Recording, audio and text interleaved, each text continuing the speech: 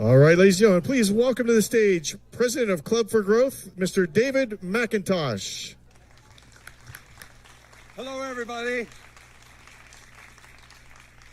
Thank you. Welcome to our second School Choice Forum. Club for Growth is committed to passing school choice throughout America so that our children can have a better education and our parents can have control over what they're learning. We appreciate you coming today. We've got a great program lined up for you. Two of the strongest advocates for school choice. One, Ted Cruz, who's done a great job in the Senate and in Texas. And then your local hero here, Adam Laxalt, who fought hard for school choice.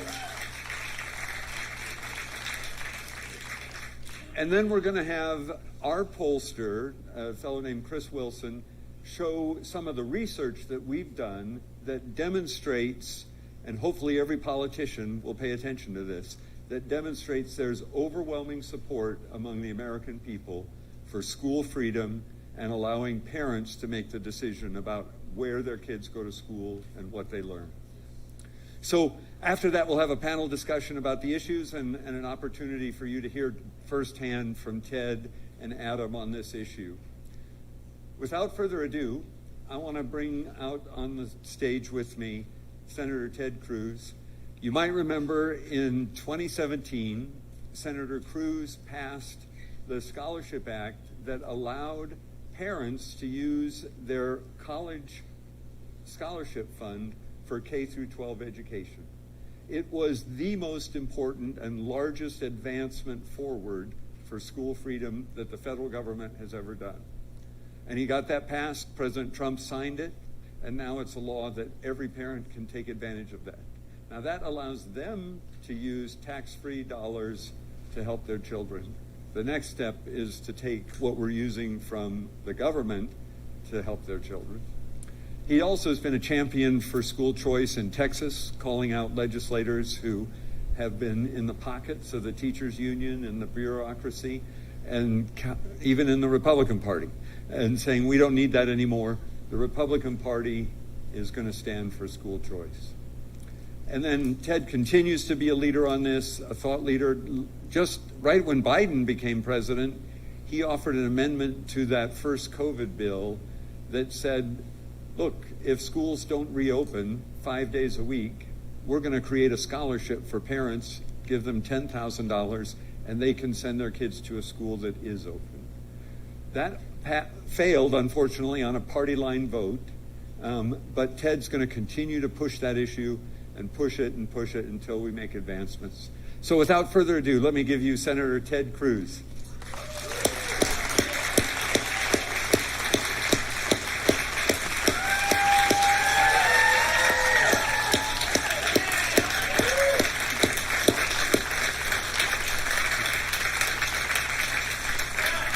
Welcome. God bless the great state of Nevada. I appreciate y'all being here to discuss an issue, school choice, that I think is the single most important domestic issue in this country. School choice is the civil rights issue of the 21st century. Yes. Every child, I believe, has a right to have access to an excellent education. And that's true whatever your race, whatever your ethnicity, whatever your wealth, whatever your zip code. Every child in America needs to be able to get an excellent education.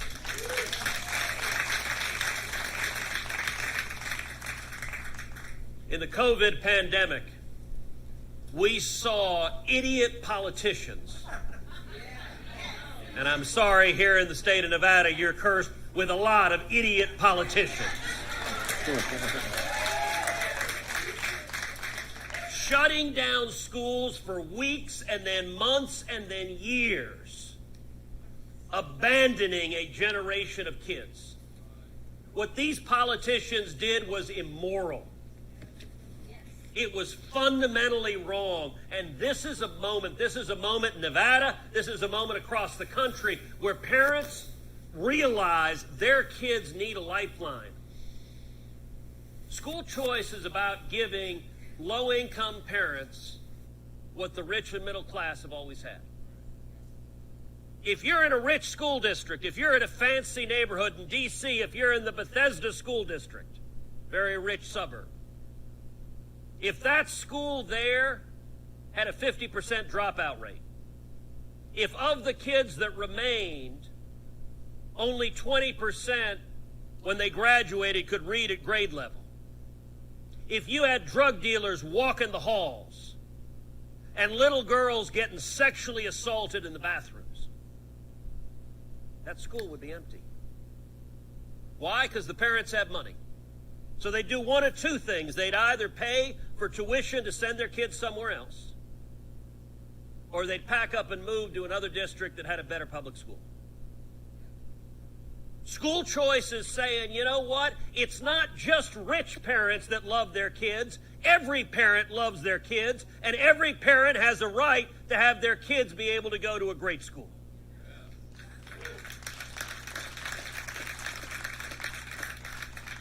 And I'll tell you, politically on this, overwhelmingly vast majorities of Americans support school choice. Vast majorities of Republicans, vast majority even of Democrats. If you look in the minority community, consistently 60, 70% or more of African Americans support school choice. 60, 70% or more of Hispanics support school choice. Why don't we get it? We don't get it because Democrats are bought and paid for by the teachers' union bosses. And they care more about the check writing corruption than they do about the kids that they're abandoning and leaving behind. This is a moment for change.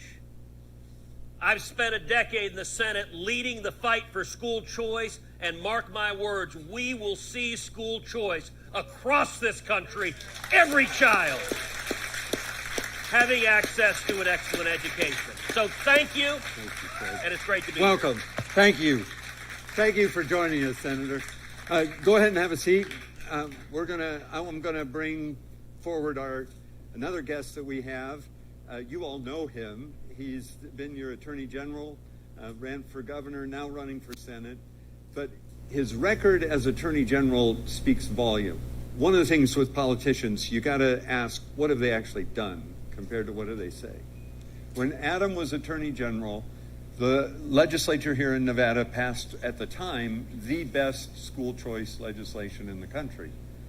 But the unions brought a lawsuit, fought it in the courts. Eventually, the court said, yes, you can give scholarships to students for private schools, but no, the way they funded it didn't meet the criteria in the Nevada Constitution. Adam defended that program. He continued to enroll students into the program. Unfortunately, the Democrats took back the legislature and they never ended up fixing the funding program, and the program died. But Adam was a true champion to see that through, and I know in the Senate, he will continue to be a champion for that. So let me bring on stage Adam Laxalt. Thank you, David. Welcome, buddy. Appreciate it. All right, good afternoon, everybody. How we doing? Look, there's no question that we've battled for school choice in our state. We know we rank near the bottom of most educational criteria, and this is something that we simply have to get done in order to move our state forward. To see the Democrats, to see Governor Sisolak with the unwavering support of every single Democrat in the Assembly and the State Senate, to allow our schools to be locked down for nearly 2 years. I mean, it has to be one of the most unforgivable government actions we've ever seen in our state. What else did we see during COVID? Well, parents got treated to this incredible critical race theory and these dangerous ideas on Zooms. And I guess the only good thing about it is that it made parents finally engage and understand what poison is being taught our children. It made groups like our school choice group here in Las Vegas and other moms across the state really get activated. And we are seeing a wave out there of parents that want to be involved. We saw people taking school boards by storm, trying to understand what our kids are being taught. We had a lot of school boards shut down parents. Of course, we had the Attorney General of the United States label our parents domestic terrorists, if everybody remembers that. And I will say, it's one of the only times where the reaction was so swift and so loud that the Attorney General backed off of that pretty quickly. It was such an extreme step. And so, we got to see firsthand that, of course, there's great teachers that want to do the right thing. Unfortunately, their union bosses do not put our students first. We saw that here in this state. We saw, of course, with Walensky working with the CDC in the White House, once those emails got exposed, that they were going to lift the mandates for our kids February of last year. And the union said, don't do it. And everyone promptly obeyed. Suddenly the science changed to keep our kids locked down, not in schools. And even when they came back, they had to be masked up. And nonetheless, here we are, 2 years of lost education. These kids will never get this time back. They'll never get this educational opportunity back. And there were very few of us that were calling that out in the spring of 2020. How are we ever going to get this back? And we know from the state of Florida and other states, schools never needed to be shut down, not for a day.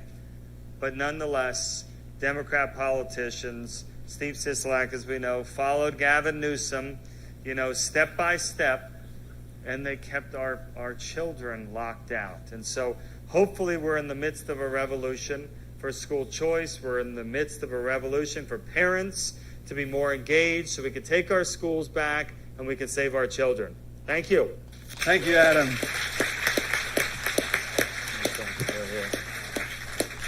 Thank you. So now we're going to have our program. The first part of it is going to be our pollster, Chris Wilson. He is, in my view, the best pollster on the Republican side in America.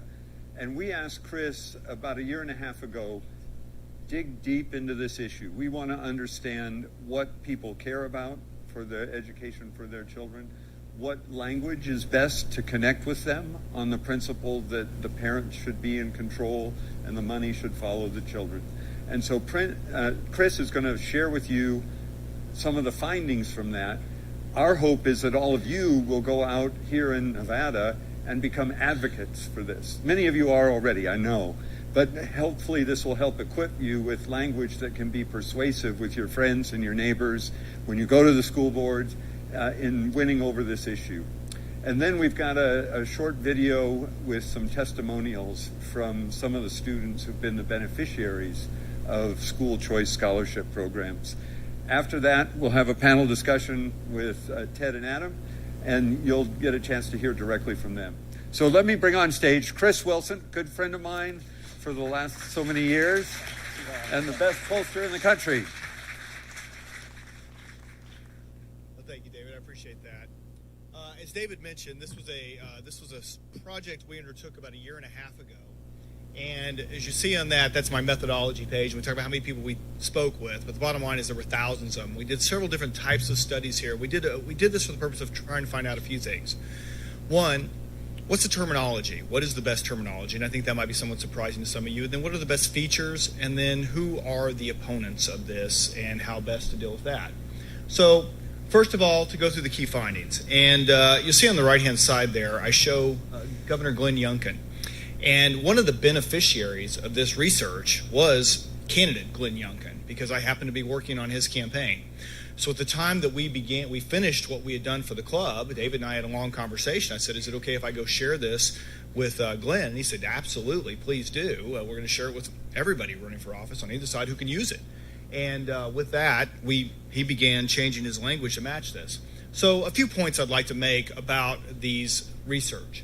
The first one is that COVID-19 shutdowns, the ones that Adam and Senator Cruz addressed, really changed attitudes regarding public education, public schools, and it changed a lot of attitudes toward unions. It sort of exposed who those unions were, that they weren't the unions that were protecting workers, but there was a little bit of a hidden agenda behind it. Second point I want to make is over the last 6 years, you'll see that opinions have shifted in favor of school choice, especially when respondents, and that's a fancy way we pollsters use to talk about American people, hear a description of what school choice is. But the brand school choice has actually, without a definition behind it, but just those two words, has really been branded by the unions as something negative, and it now acts against the success of the effort. And that's why I would bring you to the conclusion of branding, therefore, needs a revision and a new approach. And I'll talk a little bit about that and talk about how we can better emphasize some of the features that help in terms of making someone or aiding someone who doesn't necessarily have the understanding of the issue that those in this room might, to understand the impact it has on students. So the first one I'll show is an average of polls asking two different questions to parents overall, and satisfaction decreasing before COVID and after COVID. And you can see it overall a 12-point increase in satisfaction, or decrease in satisfaction post-COVID, and those who say they're unsatisfied with their public education increasing by 11 points. That's a pretty significant increase in just a short period of time. To show that over time, and this is not even our poll, this is one I pulled down from the American Federation for Children, is since January of 2015, which is where the left-hand side begins, you can see that overall there's been a 3-point jump in support for school choice policies across the country. And even with Democrats increasing overall, if you look on the right-hand side, by 8 points, and Hispanics by 9 points. Pretty significant numbers. And anyone who's interested in these, you can just go right to the American Federation for Children website. They make all of this available. It's really, they've been doing this on an ongoing basis, which serves as a great service to those of us that are looking to track this over time. So there are several names and labels for school choice that elicit support, and each one kind of has varying degrees of impact, and I'll show you that here in a little bit. But so we do something fancy in a statistical terms called a regression analysis. It shows that once a person hears a term, we measure the movement that creates on their overall opinion about something. And what it shows is that there are really two labels or names that increase support and some that decrease support. So this shows the numbers. I'm going to show you to you, though, in a chart that really illustrates these numbers overall. So what we use here is something called a discrete choice analysis. And discrete choice analysis is a way of measuring different choices based on labeling. And it allows you to understand what those labels impact is on someone's opinion about just a defined generic term. And what you see here is the top level, school freedom, has a 66% impact of increasing support for the exact same terminology of school choice. That if you look at the bottom, school choice actually has a negative 41% increase or negative impact on that same issue. And so what this means is that the cause is school choice, is school freedom, and of the cause of school choice scholarships and education freedom. All three of those have a positive impact overall, where the two terms of parental choice and school choice actually have a negative impact. So if you just give somebody a generic description, and if you label it as school choice, it's going to be 41 points less likely of being supported. Whereas if you take that same description and call it school freedom, it is 66% more likely to be supported. It's an incredible impact, and it's why if you look at, and I'll tell you who was a master of this throughout his entire campaign, if you look at any clips at all of Glenn Youngkin, he never used the term school choice. He always used the term school freedom. And so I would argue as we go forward here that maybe some branding could be changed, maybe overall just language that we utilize in terms of the description of this is very important, because this is not a small study. Again, I said we talked to over 3,000 people, and really the findings are indisputable because as we went through it, it was consistent across the area.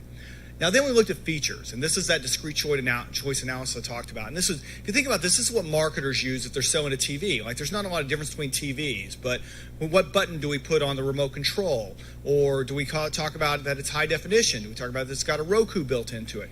Those different features, if you look at it, that is what determines how a television sells to the public. Well, I wanted to take that same type of research technology and apply it to school choice. And so what is the top overall feature of school freedom? Access to a good education should be something that everybody can enjoy not just a select few.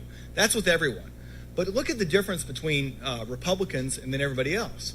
Republicans actually are most motivated, and this is sort of timely, but it's also, this research, as David said, was done about a year and a half ago. So it was done, gosh, I guess about the summer of, right after COVID.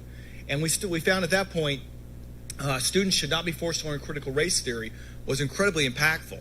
But I can also tell you it has a reverse impact, and I'll show this to you here in a little bit, with Democrats. And that is, in other words, if you talk about critical race theory that motivates support amongst Republicans, it decreases support amongst Democrats.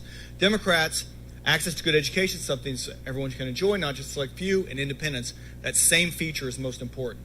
The second feature, which is also of equal importance, schools will be better able to invest in students rather than protect the current system. Best overall, best with Democrats. With Republicans, the second best feature, instead of protecting a failing system, it will give more say to teachers. So actually Republicans are looking to empower teachers. And then with independence, it's talking about STEM is really what it gets down to. I won't read that whole thing to you. So then we look at overall, we look at party, now we look at suburban, urban, and rural. And we didn't start out to draw these divisions. What we did is once we got all these interviews back, we looked at where the greatest degrees of differences were. And you can see suburban, top feature, access to good education, same as we saw with everyone overall, and Democrats and independents. Urban areas, schools will be better able to invest in students rather than protect the current system. And then rural areas, for any of you who are from any outside of Washoe and Clark County probably get this, but COVID-19 gave parents a behind-the-scenes view into education, teaching them they need more say in their child's education. And this was consistent to whether you were talking to rural voters in California or Maine or Florida. Across the country, this was consistently impactful with rural voters. So this is getting into probably a little bit more in the weeds, urban versus non-urban, but what I'm trying to illustrate here to you is that you cannot use a consistent message with everyone when you talk about school freedom. There are various differences in terms of what impacts people's support. So we looked at best messages in urban areas by party, best messages in non-urban areas by party. You can see urban area with Republicans, that's where that CRT issue really pops, which again, I'm sure those of you who live here in Clark County probably get that. With Democrats, school freedom will cut barriers to effective education, provide more opportunities for students to learn. Is second best. First is school freedom will lead to more diverse educational options in public schools. And then with independence, school freedom lets parents decide where they send their children. And with independence, second best message, allow for more advanced learning. So it also varies a lot by ethnicity in urban and non-urban areas. If you want to take a picture, this will be up on the Club for Growth website later. So again, I won't read it off to you because it could take too long. But you do see a lot of differences by how people respond. And I think it's, again, important to understand that this is not an issue that is all things to all people. There are different elements and features of it that matter more based on who you're talking to and where they happen to be. So winning the battle over school freedom also requires identifying the right opponents, those who work to stop school choice. And I put Randy Weingarter up here just because it is fascinating to me how often she can say the exact wrong things about education. And it's interesting, I'll reference the Youngkin campaign one last time. The night before the election, Youngkin's opponent, Terry McAuliffe, everybody goes out and campaigns, they choose someone to campaign with. Who did he campaign with? It wasn't Barack Obama, sure wasn't Joe Biden, it wasn't Kamala Harris, it was Randy Weingarter. And at that point, we on the Youngkin campaign had to check the campaign finance laws to make sure we didn't have to count that as an in-kind contribution, because it's just like her out there focusing on education reminded every voter in Virginia, every parent in Virginia, that their kids have been kept out of school and that CRT had been shoved down their throats in Northern Virginia. And so it really gave us the opportunity to focus on what was wrong with McAuliffe and his focus on his education stance. Having said that, though, what I want you to notice here is the terminology down the left-hand side are kind of the opponents of school freedom, right? You have politicians, you have union bosses, you have systems of bureaucrats, you have dark money special interests, you have bureaucrats, you have school boards, you have teacher unions, and you have inadequate teachers. So I bring this up to say, because what we didn't come up with these terms, I should point out. We did focus groups to find out asking regular people, who do you think are the opponents? And so then we went out and tested them quantitatively to find out what the impact was with each of these different groups. Well, the battle for school freedom does require caution in terms of targeting the wrong opponents. And what the red shows you is if you may try and make it about school boards, despite the fact you may have an awful school board. Most people don't know you have an awful school board. You see that the vote turnout in school board elections is often less than 10% and even often less than 5%. People don't know who's on the school board. You can't make it about teachers' unions, but you can. Randy Weingartner is helping with that, let me be clear. But even to that point, still people believe that teachers' unions are helping the teachers. And you cannot make it about inadequate teachers, even though that was one of the features, was helping to hire better teachers. So you can use a feature as better teachers, but not talk about inadequate teachers. What you can make about is politicians, union bosses, bureaucrats, and dark money interests. So this is useful for those of you who are in the battle, and again, it'll be on the Club for Growth website later. But with Republicans, with Democrats, with independents, who do you not want to make the opponent, and what do you not want to say? And I point out CRT, and this is the one thing I'll focus on, and I'll kind of go to the end here a little bit and go through some of the findings. But I do think it's important to understand CRT is a hot-button issue with Republicans. There's no question about it. And it is something that needs to be fixed. But having said that, it still means something different to other parties. And I will say, I said I was done making references to the Youngkin campaign, but it's the one case study we have right now in terms of using a lot of this research. And one of the decisions we made was with voters in Northern Virginia. Well, so the media makes a lot about Glenn Youngkin's use of CRT as an issue, and he certainly did. He talked about it a lot. But it was never mentioned in a television ad. And then when it was sent out as a mail piece, it only went to voters who we knew, using predictive analytics, the same type of research, cared about CRT. It didn't go to those who did not, because it could motivate voters the other way. And that's an important thing to understand about this issue. So with that, let me jump to the conclusion. First thing I want to say and remind you is that COVID-19 actions by teachers' unions result in diminished parental satisfaction with public education. There's no question about that. Any survey, not just ours, I pulled down someone else's, any research shows that.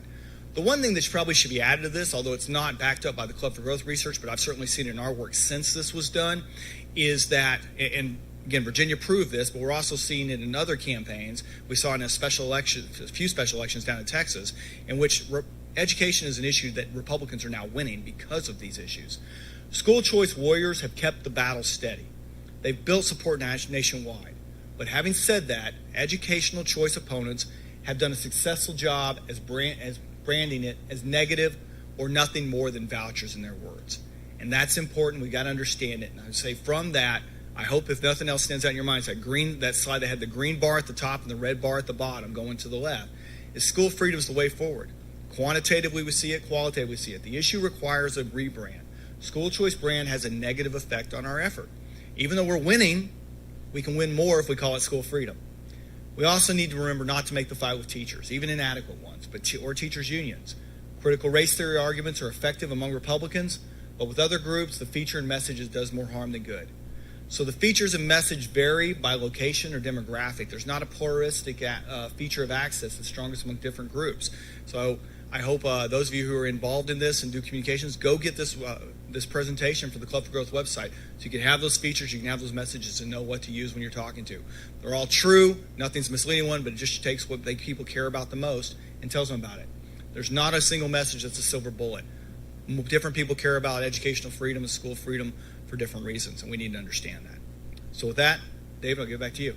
Great. Thank you, Chris. Great job. Great job. With people like Chris working on our side, we're going to win. Now I'd like to show you a brief video where we've taped some of the testimonials from real people whose lives have been changed by school freedom. Go ahead and run the video.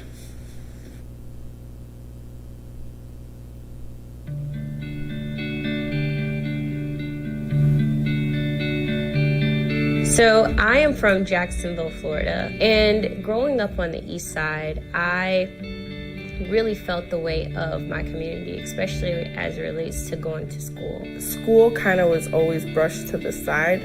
I didn't necessarily have so much confidence in myself as a student. My oldest daughter, who craved knowledge, who craved learning and just more, wanted more, they were not teaching her any grammar or spelling at all. It wasn't working. School today is not the way it was when we were kids. I think that we used to be able to rely in general on the good sense and goodwill of most people in education. And we used to be able to rely on having a sort of a common foundation about what we think education should be. I was a product of public education, and I thought, surely this has to work. The law says it works. But what they offered just didn't seem like a quality education for him. My child was going to be fit into this little slot, and I was pretty much told to box out.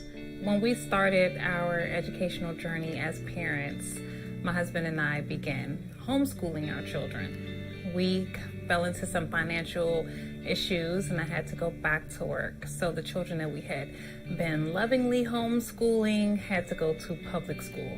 And some of my children unfortunately struggled in that type of environment. I just didn't feel I was super challenged. I was bored in classes.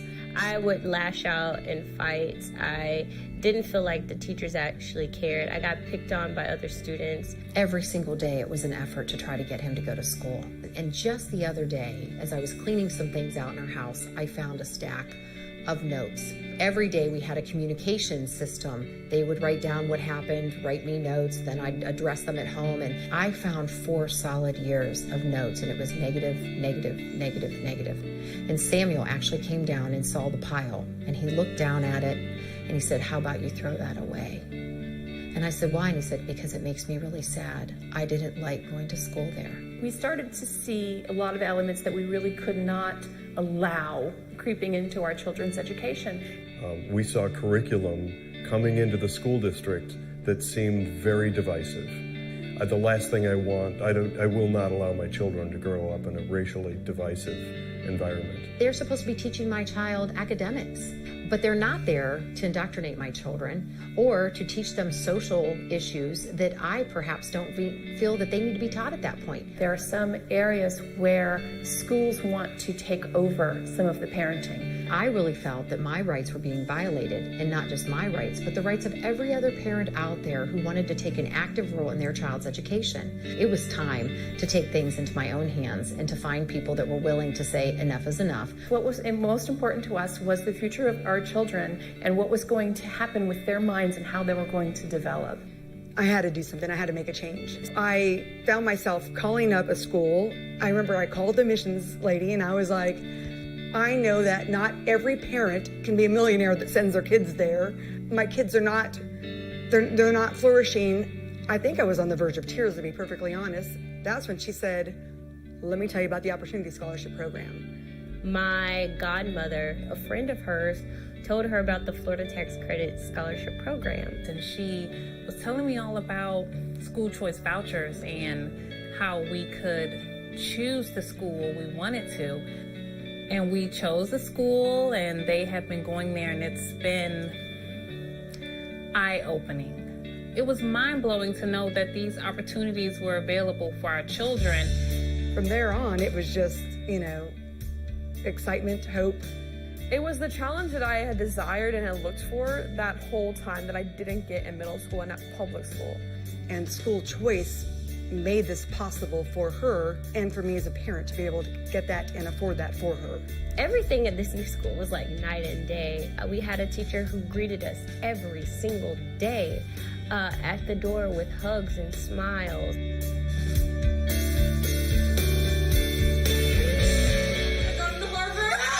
I am set to attend Harvard in the fall. She has been empowered and she is excelling. I ended up being the first in my family to graduate from high school, and I went on to receive a bachelor's degree and I earned a master's degree. I graduated top of my class. They saw that potential in me before I even realized that I was capable of accomplishing any of this. When she went from thinking she was less than, now knowing that she's just as good, it's something I'll never forget. It's been one of the best journeys and choices we've made as parents. Every single day, he was the first one ready for school. He asked his teachers every single day, "Can I have more homework?"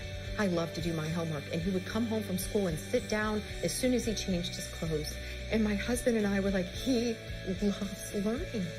I have a great life school choice helped my dreams come true. There are kids, bright, brilliant, tremendous potential, who are trapped in really bad education environments. They have no other choice. We really need the people who have creative solutions, like charter schools, to have the power that they need to make good things happen.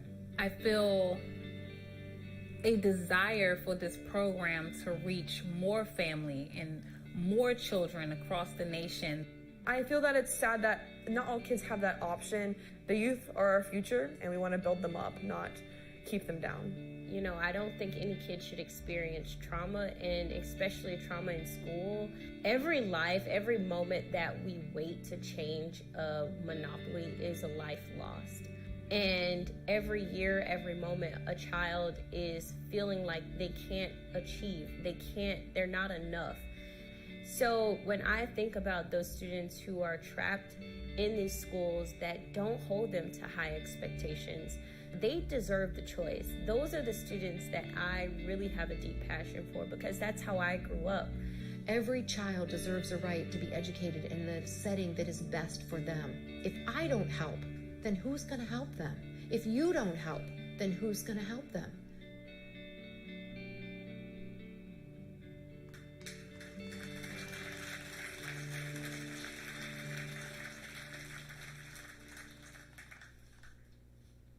I talked to the president about my story.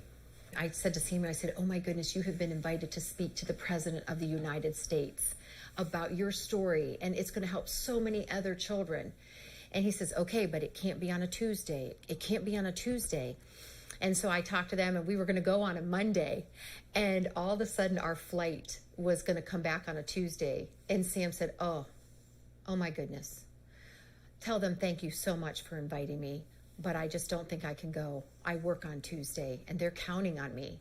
And I said, Samuel, I said, this is the President of the United States. This is one of the most important people in the world. And he said, I know, and I'm so grateful, but Mom, I can't cancel my work. And I said, Samuel, this is a 4-hour minimum wage job. He said, but I don't want to let them down. Really proud of him for that, because I think that if we all approached life in that manner, they're counting on me. So much more would get done for everyone.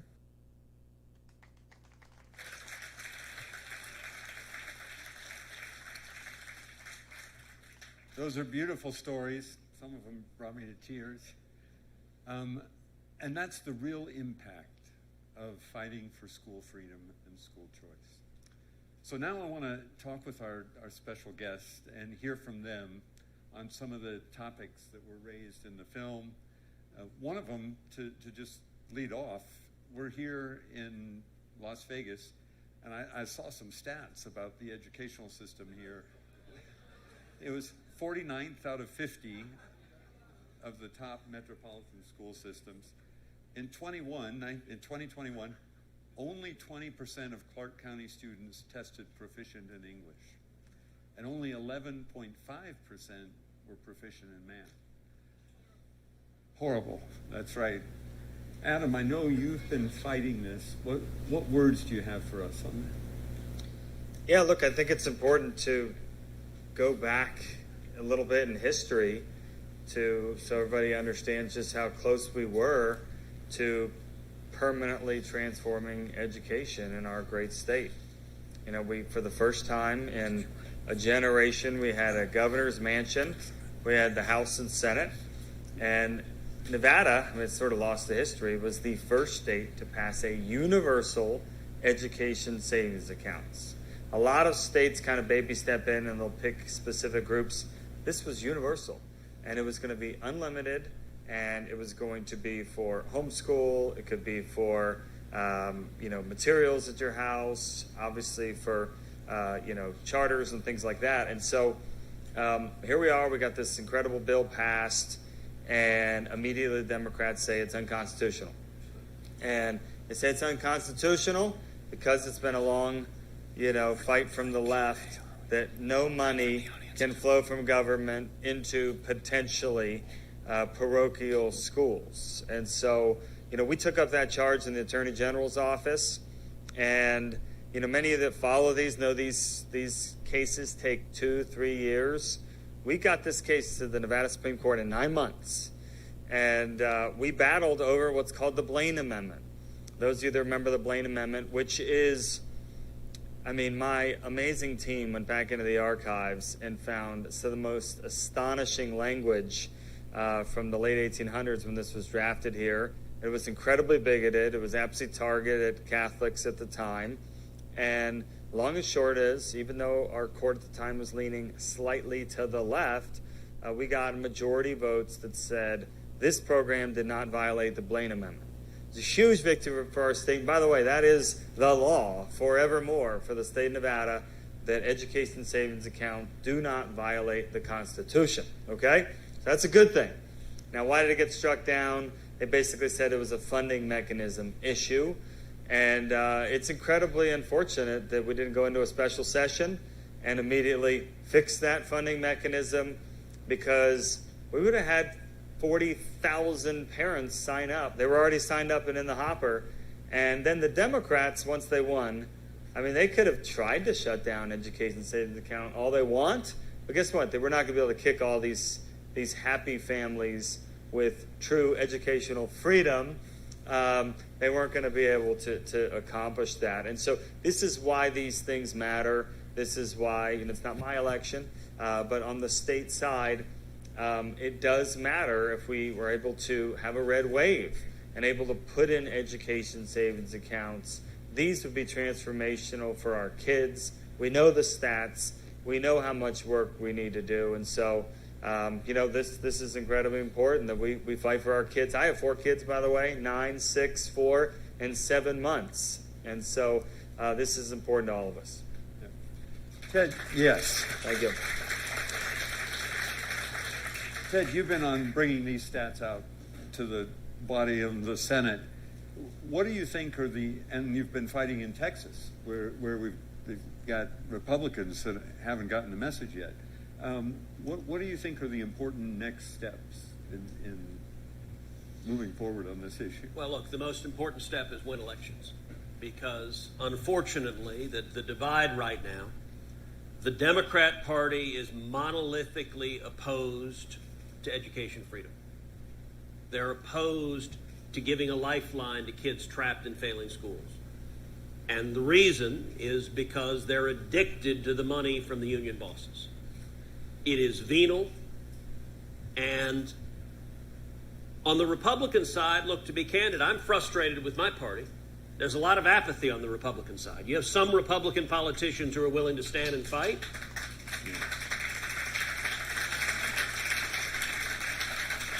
But there are a lot of Republican politicians who are pretty apathetic on the issue, particularly if they happen to represent lily-white suburban districts where the schools are just fine, and they say, gosh, what's the problem?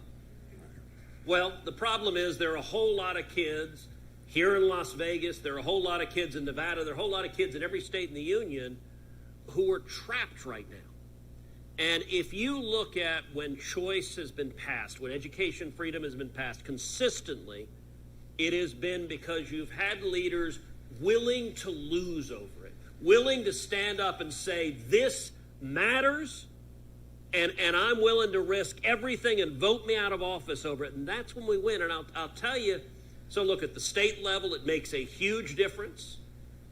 And at the federal level, look, at the federal level, the Senate is 50-50. Now, you might say, what difference does that make? Well, I'll give you very real specific examples. Nevada, schools have been shut down here for 2 years. Kids in Nevada, the Democrat politicians have said, tough. You don't need education. You don't need schooling. We don't care. Last year, I forced a vote on the floor of the Senate. The Democrats were sending tens of billions of additional dollars to the public schools. And here was my vote. I said, look, if schools are shut down, you can get all of the money that you were getting yesterday. But the tens of billions of new money that we're about to send, you can get If you're open, if you're actually teaching kids in person, take all the new money. Yeah. But if you're not, if you are not, if you're closed, if you're not teaching kids, you can still get all the old money, but the new money is now going to go in the form of a scholarship to the parents, $10,000 per kid, because if you ain't going to teach them, the kid needs to be taught somewhere. Yeah. Now, I forced a vote on the Senate floor. The vote was 50-50. It failed by one vote. Nevada Senator Catherine Cortez Masto was the deciding vote. Had Cortez Masto voted yes, the kids in Nevada could have gotten a scholarship to go to a school that was teaching them, but she cared more about cashing the checks than standing up for those kids. It failed by one vote. I'll give you another example from this weekend. This weekend, we had a whole series of what they called Vote-A-Rama. We were there all night voting. I had another amendment. The District of Columbia, D.C. Public Schools, has just put in place a vaccine mandate. They've announced no children will be allowed to go to school unless they have the COVID vaccine. Now, here are the stats from the District of Columbia. 85% of the kids have been vaccinated.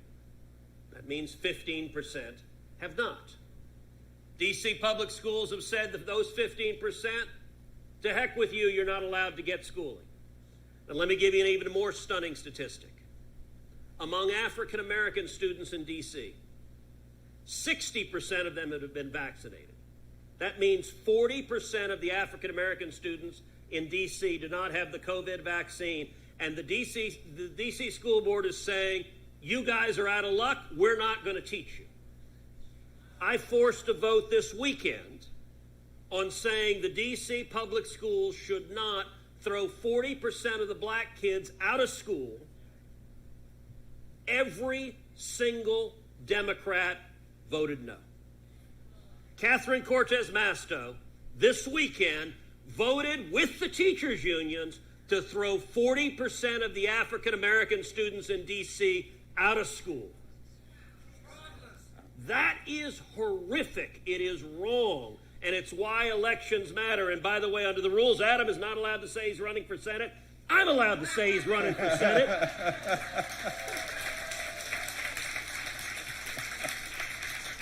And if Adam had been there, he'd have voted yes.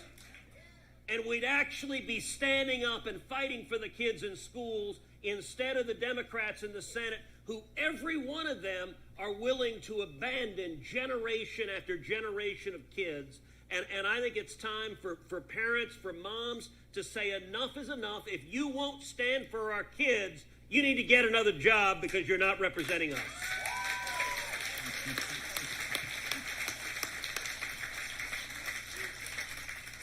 Yes. Well, elections have consequences. Another feature that school choice, school freedom will help is in safety of our kids. I was reading some stories about things that have gone on here in Las Vegas. An 11-year-old boy was assaulted on a school bus. The mom called up and said, "Can you guarantee that he won't be sitting next to this same kid again?" And the administration said, "No, we can't do anything about it." A teacher was assaulted by a 16-year-old in an attempted rape.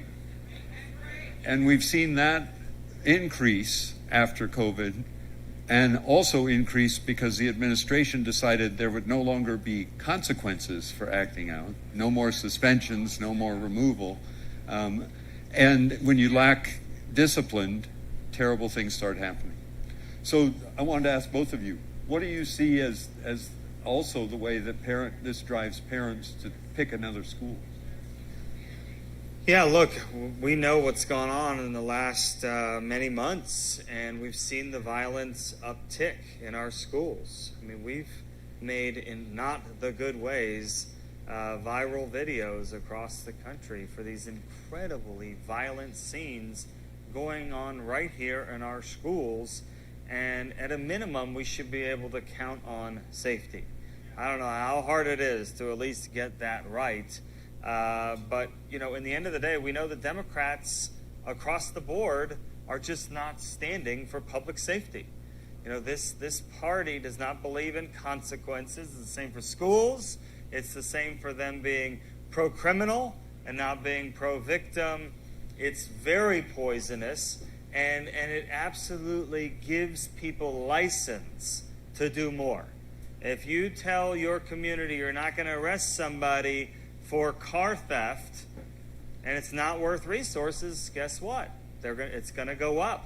If you tell people that they're not going to be held on bail if you're a serial criminal, guess what? They're just going to be repeat offenders. And if you allow any of these incidents in schools, they're going to keep happening, and these schools will not do zero tolerance. They won't discipline for even the most horrific things going on in our schools. And so, you know, all I can say is that we've seen the beginnings of an awakening of people being engaged, people calling for accountability. I guess the superintendent was on again, off again. That's a whole nother saga. But we need to keep calling for accountability. Our schools deserve it. Our children deserve it. And at a minimum, we need to push for ability for people to move. You know, one thing when I was running last time is allow people to at least move within districts. You know, that doesn't even require any funding change, but it would change behaviors, right? So we need more options, and unfortunately, the Democrats, they take their cues from the unions. You know, Steve Sisolak got $20 million from unions in his last race. He's going to get another $20+ million this year. It's worse in states like California, by the way. They're in the pockets of these unions, and parents need to wake up that unfortunately these politicians are beholden to them and not parents and students. Yeah. So one of the things that Nevada does have are charter schools, but we're seeing the Democrats both here and nationally are going after it. Biden issued his education department a regulation trying to put them out of business. But you've had, I was reading at them the other day, the Southern Nevada Urban Micro Academy here in North Las Vegas has incredible results. They take those kids that are, 20% grade level, and in their case, 76% of the students when they started at the beginning of the year were below grade level in English. In just 1 year, they got 85% of those students up to grade level and being proficient. So when the union bosses, isn't that fantastic? In just 1 year. So when the union bosses and the teachers union, they'll want you to believe we're teaching kids who can't be taught. You can't blame us for these bad results. It's really the kids and the families that are failing. Well, this proves they're wrong.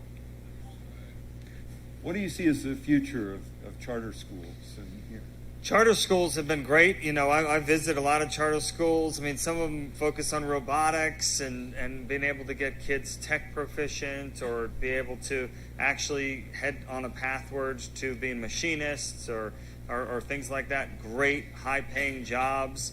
But the reality is we were on the way of expansion, and the Democrats have just clamped this thing down. They view charter schools as competitive, even though they're amazing opportunities for our kids. And by the way, we have public charter schools.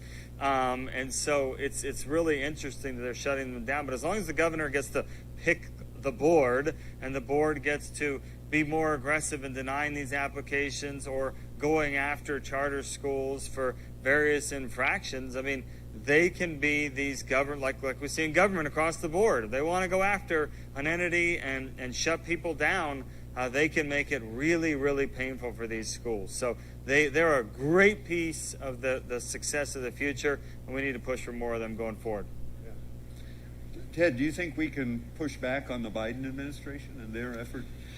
So I do. I think the two questions you asked about are linked. If you look at crime and school safety, number one, the reason I say that education freedom is the single most important domestic issue is because think of every other issue. Think of crime, think of poverty, think of health care, think of alcohol abuse and substance abuse.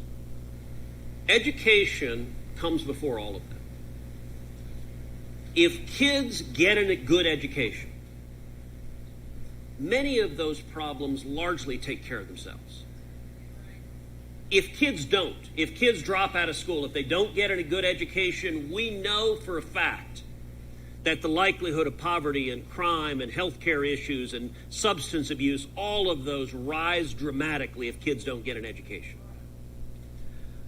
We also know that if kids are subject to violence at school, it's much harder to get a good education. Now, we talked earlier about how rich and middle class parents have the ability to pull their kids out. I thought it was interesting that the top message was that education freedom is something that shouldn't just be enjoyed by a few. Every parent ought to have the right. If your kid's being assaulted at school, you ought to have the right to say, my kid's not going to that school. I'm sending my kids somewhere else. And I do think we're at a moment that's really powerful. Look, many of us know about what happened in Loudoun County. I think Loudoun County was a turning point for the entire country. Loudoun County is a county in Northern Virginia where there was a little girl, a 14-year-old girl, who was sexually assaulted in the bathroom by a boy wearing a skirt. And the school district, unfortunately, was one of these woke school districts who insisted, I'm sorry, that's not possible. No boy wearing a skirt has ever assaulted a girl in the bathroom, so it doesn't matter. We're going to ignore that this little girl was raped in the bathroom. And the parents went to the school board. The parents were pissed. If it was your daughter, you'd be pissed. And the parents went to the school board, and the school board was insisting this has never happened. The dad stood up and said, yes, it had, and they sent the police. They wrestled him to the ground. He was a plumber. They threw him on the ground, and they arrested him for speaking out for his daughter. By the way, the rapist was transferred to another school where he sexually assaulted another teenage girl. And the school insisted this never happened. The follow-up for that, the National Association of School Boards wrote a letter to the Attorney General, Merrick Garland, and asked the Attorney General, will you investigate parents under the Patriot Act as domestic terrorists for going to school boards and speaking out against the policies you disagree with? And within 5 days, Merrick Garland wrote a memo to the FBI directing the FBI to go investigate parents and target parents. Now, Adam brought up how Merrick Garland publicly backed away from that. The National Association of School Board apologized for sending the letter because the backlash was so great. But you know what Garland didn't do? He didn't revoke the memo. The memo is still live. Last week in the Senate Judiciary Committee, the director of the FBI was testifying. The FBI has interviewed dozens of moms and dads, has gone and harassed and persecuted dozens of moms and dads across the country because they dared speak up at school boards. They're doing it right now, that if you go speak up, the G-man might come a-knocking. This weekend, I mentioned we had a lot of votes. One of the votes I introduced was an amendment to say the FBI should not target parents as domestic terrorists for exercising their First Amendment rights at school boards.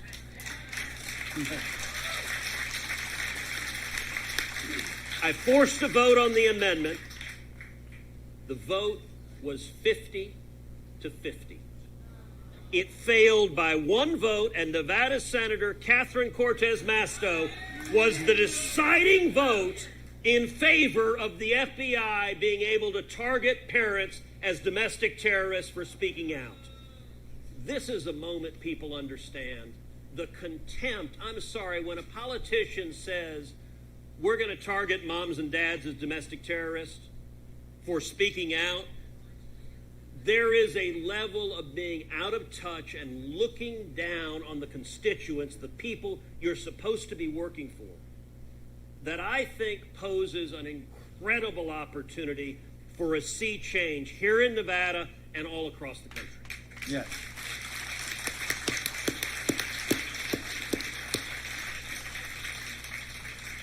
We're going to wind down the conference, but I want to, not quite yet, I want to finish up with what we're doing. May I speak up and challenge what's going on here without being marketed by the FBI? My name is Matthew Clement. Thank you, gentlemen, for being part of this. But I usually carry a Constitution, but I got into a conversation earlier today and I gave it away to a friend. But in the U.S. Constitution, Article 1 gives power to Congress, correct? Yes. Nowhere in Article 1 is education mentioned, correct? Correct. Okay, Article 2 is giving the authority to the executive branch, correct? The President of the United States? Yes. Am I misstating the fact that nowhere in Article 2 of the U.S. Constitution does it provide any authority for the federal government to be involved in education? That's exactly right. Okay, Article 3 goes on to delineate the responsibilities of the U.S. Supreme Court. Yes. Nowhere within Correct. the duties of the U.S. Supreme Court is education mentioned. You are right. Several years ago, I believe it was under Newt Gingrich, the Republicans who at that point had control of both houses of Congress were promising to eliminate the U.S. Department of Education, Yep. which is against the law according to the Constitution. Am I not correct? You are right. What will you do, gentlemen, as senators, to correct this grievous error and eliminate the U.S. Department of Education? Because in my opinion, education freedom cannot happen until the U.S. Constitution is enforced and the federal government has nothing to do in education at all. Don't fund it. And let me allow this. The U.S. Supreme Court just recently, with the Roe versus Wade decision, basically said the 10th Amendment stands. Is that not what it said? That's if one way it's of not characterizing under the jurisdiction of the United States government as provided by the U.S. Constitution, there is no federal jurisdiction allowed, and therefore Roe versus Wade was overturned because nowhere in the U.S. Constitution does it say anything about reproductive health. It says nothing about education. Okay, sir, I want them to answer your question. Thank you. Thank you for allowing me to speak. Yep. The Yep. federal Leviathan is out of its cage. The cage is the U.S. Constitution. When are we going to put them back in the cage? Thank you. Thank you. Sir, thank you for raising that question. I think you raise a very important question. Let me say I emphatically agree we should abolish the Federal Department of Education. I have advocated for that. I have proposed legislation to do that. I have campaigned on that. I have called for that repeatedly. Now, right now, you've got all the Democrats and a fair number of Republicans who oppose that. And it is a reality in the U.S. Senate and in any elected body that you've got to get a majority to win. So if you want to see the federal government out of the business of education, the best way to do it is elect principled constitutionalists who will fight to defend the Constitution.